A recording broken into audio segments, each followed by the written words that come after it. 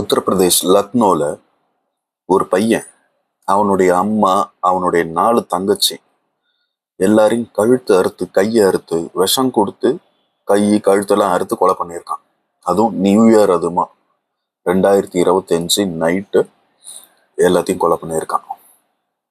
என்ன பிரச்சனைன்னு பார்த்தா, அவங்க வீடு இருக்கிற ஏரியாவை லேண்ட் மாஃபியாக்காரங்க டெய்லி பிரச்சனை பண்ணியிருக்காங்க, இடத்த காலி பண்ணுங்க அப்படின்ட்டு. அது போக போக அவங்க வீட்டில் அவங்க அம்மாவையும் தங்கச்சியும் வேற விதமா தொந்தரவு பண்ணிட்டு இருந்திருக்கானுங்க.